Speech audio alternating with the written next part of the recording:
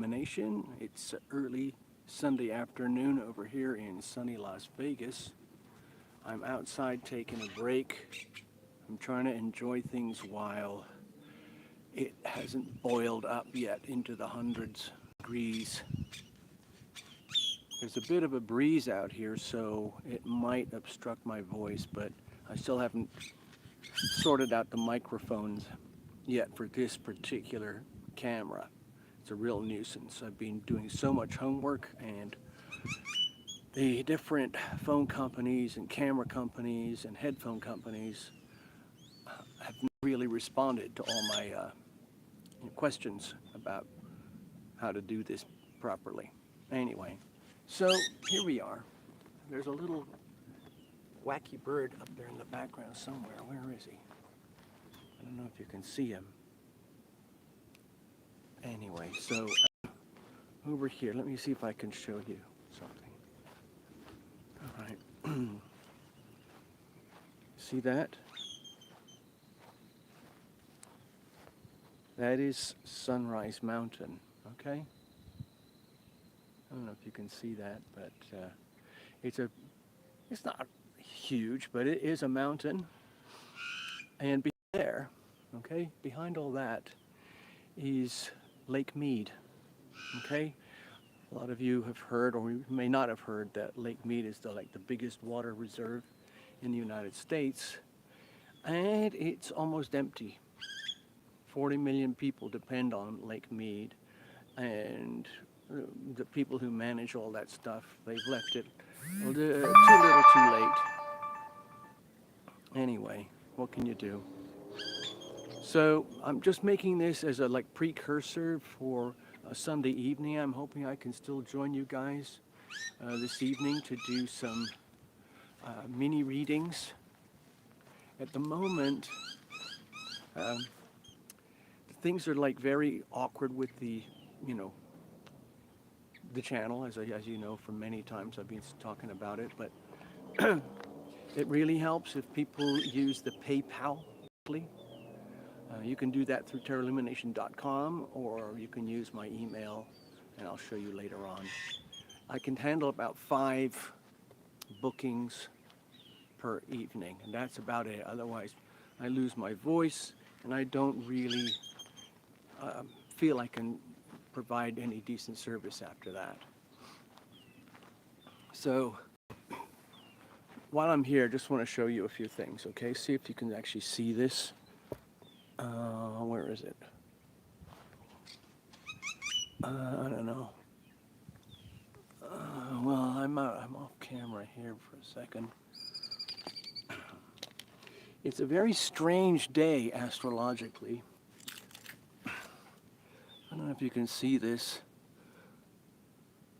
I don't have my color pens with me or anything, but the thing is that I don't know if you can see those black dots, like it's a triangle. There you can see the triangle more easily like that. What's happening is, from my perspective, it feels very strange. And why is that so? Well, my personal opinion as a long-term amateur astrologer is that we're dealing with a lot of cusp energy, in terms of the degrees of the planet's placements in the signs in the heavens, 28, 29, 0, 1, 2, 3 degrees over the sections here. Okay, where did I put that? Over here. Okay, so we've got, sorry, this is real amateur hour stuff. We've got Sun and Mercury very, very close to each other, right on the cusp of Gemini-Taurus energy. Mercury's retrograde, the Sun is direct, of course, as always. And they're right at those tippy points, like these critical degrees, they call them, 29 degrees and 0 to 1 degree. And so we're getting these odd trines. You see the vertical dots? That represents a trine, which is a very harmonious energy field between the planets. And up at the top of the dot, you can see it here. It looks like a P. That's Pluto. and it is in Capricorn, but it's in harmony with the sun in Gemini. Isn't that weird? No, Capricorn and Gemini, that would be like an inconjunct, but the degrees are so extreme that they actually look like a harmonious aspect pattern. And if you look at the sideways dots here and here, I don't know if you can see them, Pluto again at around 28 degrees is very harmonious with Jupiter in Aries, like 0 to 1 degree, which is really bizarre because normally that would be a square. But the angles are so extreme, like over here, Pluto is way at the 29th, 8th degree. Jupiter is at the very early degree. So it's almost 28, 29, 30 degrees of separation. So it looks like a harmonious sextile. Weird, huh? And Neptune's pretty close to that as well. Now, there's another one. Okay, the moon just entered Pisces over here, so things could start to feel kind of like a little bit spooky, like disconnected, like, I don't know if you ever have out-of-body experiences or you feel like there's a sort of a dreamscape going on around you, around the world, where things are, it could feel so bad and so extreme and so weird, and yet everything is exactly as it should be. So I made a couple of notes. I just want to show you here before I go over to tonight. So I'm just going to, I'll give you a quick glimpse here, all right? Can you see those? Anyway, I'm just going to mention them briefly before tonight, so I have a chance to focus more on the readings tonight than all the astrodoodles and my, my stories and opinions about the planets, the way they are at a certain moment. I just want to rattle off a list. Some of you know that I'm kind of a prepper type. I've learned a lot of this from Lovetriber, and I tend also to have these extreme kind of, what do you call it,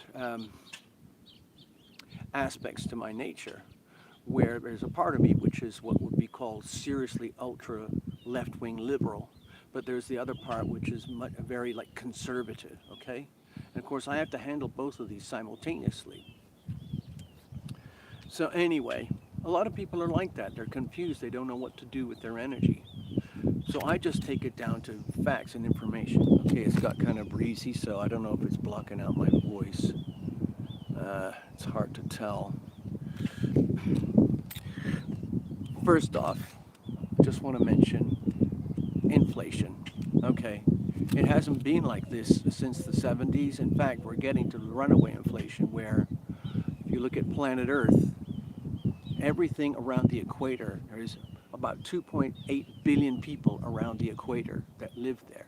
And they are all essentially victims of the inflation more than anyone else. There tends to be a lot of poverty, relative poverty in those areas. I'll try and get the microphone closer. And the United States, basically it's like a weapon. They weaponize the dollar. And what we do is basically export our responsibilities to be honest with money by just creating it. It's the fake money story I've talked about this many times before, and it's causing so much poverty and destruction across the world. Whoever is closest to the printing press benefits the most. So you can look at the very, very tippity top, like the Pelosi family, Wall Street, the Federal Reserve Bank system, and all of that. They profit from all of this, and their buddies. So right now, for example, we have the World Economic Forum is happening right now in Davos, Switzerland. And there's about 2,500 people there, and all of them are from the top banks, the top corporations, and the top representatives from pretty much every country on Earth. And what they're mostly going to be focusing on is like, oh my God, what are we going to do with all these crises? Please understand and please remember that it's all engineered. It's part of their plan, but they can't really talk about it openly. I know I sound like a conspiracy theorist, but this is what I truly believe, and there are millions and millions of people like me who believe this, that it is engineered. It's engineered crises. Oh gosh, it's getting really windy. Engineered crises, which allows and basically catalyzes the collapse of the global economy so that these unelected folks, so I'm just going to speak right into the microphone here. I hope this works. Or is it the other side? No, I think it's this side. I'll try speaking over here. These unelected official types, people, all these suits and tie people, intellectuals, corporate types, whatever, they basically own and control planet Earth, despite whatever you might think. And they have an agenda. They call it Agenda 2030. You can go to the website for the World Economic Forum. You can see it right there in full print. And the whole idea is to spread what they call a new world order. Another slogan is Build Back Better. What that also implies is destroy everything that threatens their communist agenda so that they can recreate it according to their agenda, which is a complete globalized totalitarian communist agenda where they own and control everything. And as they say directly, you will own nothing and you will be happy. Okay, that is their goal. And they wrap it up in all these beautiful, beautiful, let's say, wish lists of amazing things, how they're going to save the planet, save the trees, save the water, save people from pollution, and on and on and on, save the environment. Please be careful, because when I look at the aspects of the charts today, excuse me, gosh, something really picked up. Damn it. Hold on. I can't really do this here, can I? I'm screwed. I'm screwed.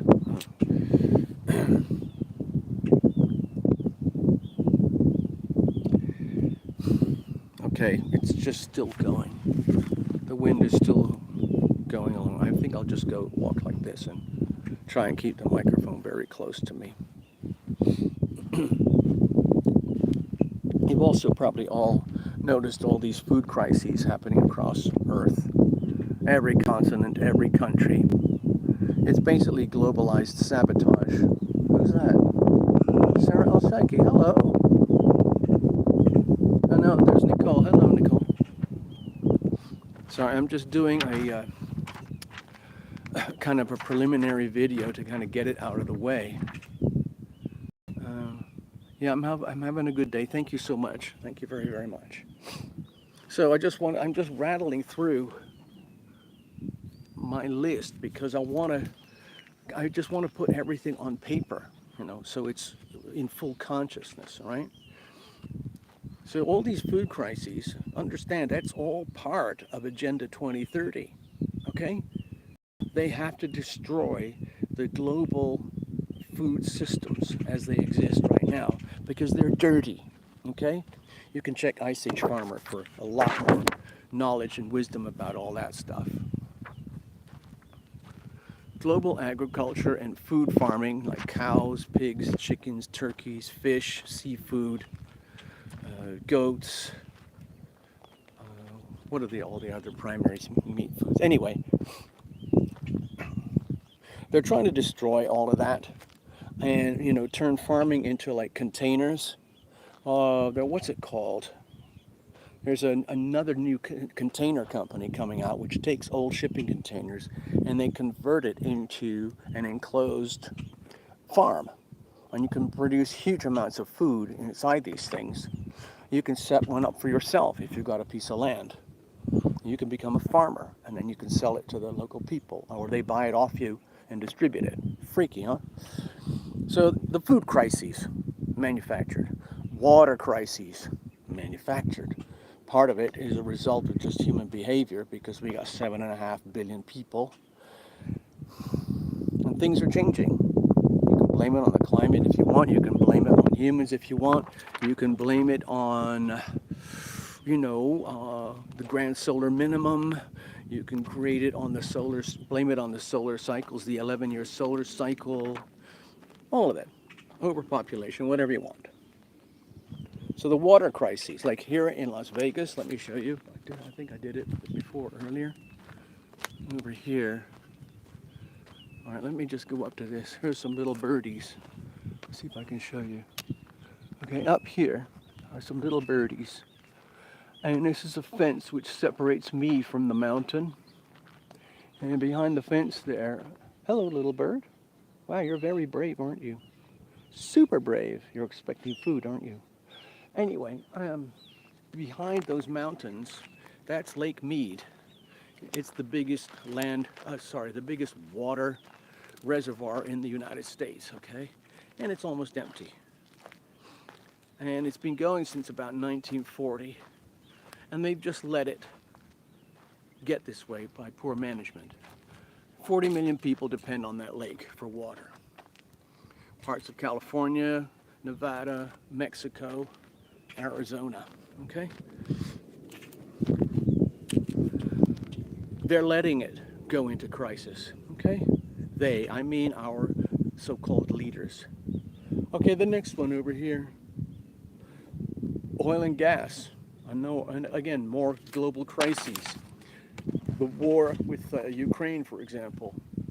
It's a perfect crisis that allows the Agenda 2030 people to tell everybody, see, I told you so, oil and gas is bad. And now when you're running out of it, you can see how horrible it is, like an end of world scenario. Right now in America, gas is at $5 a gallon, and it's gonna go up and up and up. No stopping it.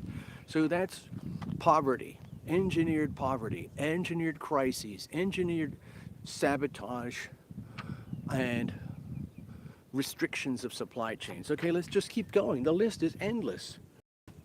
I get all this from the channels and news sources that I personally trust, because you're not going to see any of this on ABC, CBS, NBC, CNN, MSNBC, and all of that. Well, you'll get glimpses of it, but they're not going to tell you what's the deep depth of how really tricky it is. So the lockdowns, of course, everybody knows about them. Those are the bioweapons. I don't care what anyone else says. You can think it's just, a random problem. But it's engineered as well. It's a bioweapon. It's all coming out. It's the same thing with Hillary Clinton and her mob. All their treachery and conspiracy is coming out. It is official. The John Durham trials are exposing everything. The Hunter Biden laptop is coming out. It's disgusting. You're seeing the depths of squalor that our country has sank to. Okay. I've got more to the list. I'll just do it really quickly, okay? We've got the Euro-Ukraine war crisis. Again, I believe it's all engineered and planned out. It's doing a tremendous job of helping the oil crisis, the oil and gas and fuel crisis, okay? The other one, of course, the really big one for me is China.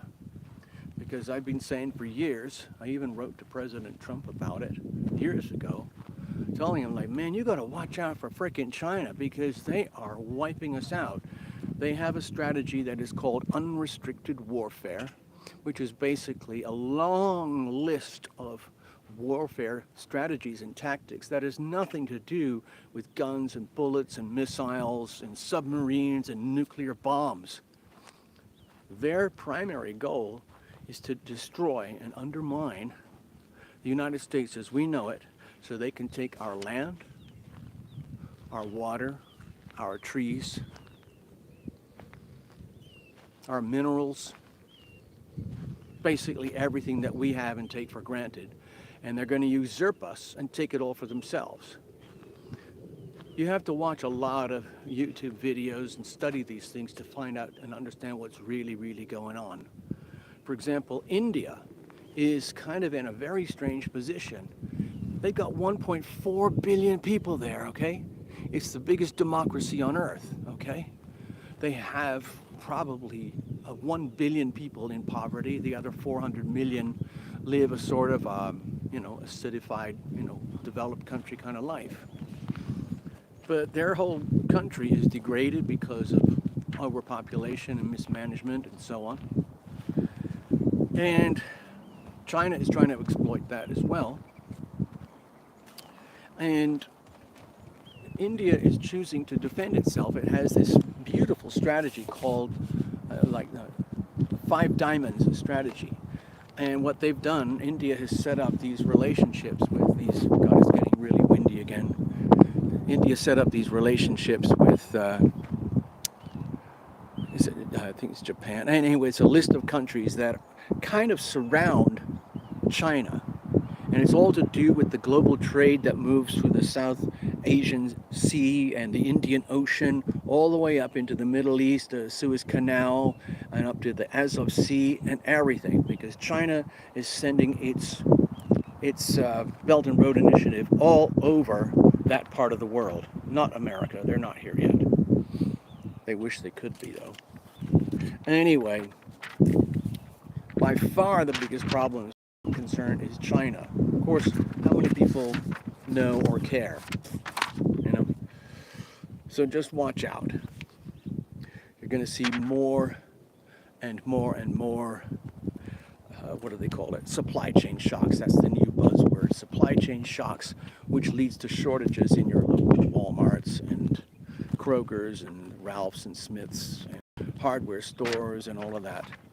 Also, of course, for anything that requires computer chips. So, as you know, Joe Biden is over in Asia today right now, attempting to make it look like he knows what he's doing, trying to cement deals and relationships with Taiwan and, I would say, the good people, not China, so that we can try to reconfigure ourselves after 40 years of degradation and selling out America to China. It's almost like it's too little too late, but it's not. It's just we're at this point of awareness now. I really should just wrap it up. I don't want to suck up your day because I'm going to keep my voice because I'm going to see you guys tonight. So I'm just going to kind of walk and talk myself out of here to get back to the car. And I'll probably just flip the camera around so you can see everything I see, okay? So just give me a second, folks. I'm just going to plop this down here. I'm going to pop this over here. I used to do a lot of walkie-talk videos when I was in New Zealand. I'm going to put my glasses off and my shades on because we're going to be going into sun and wind. As you know, I love being, excuse me. Let me just flip the camera first so we can get that sorted before we go. Where's the button to flip? Where is it? Is that it? Yeah, there we go. There we go. All right. So I'll just put this much closer to me so you can hear me while we walk and talk our way out of here. Let's see if we can find any little rabbits. Sometimes there are little rabbits here. You can see them. I don't know, it's a bit wobbly. There's that little bird. He's following me. Okay.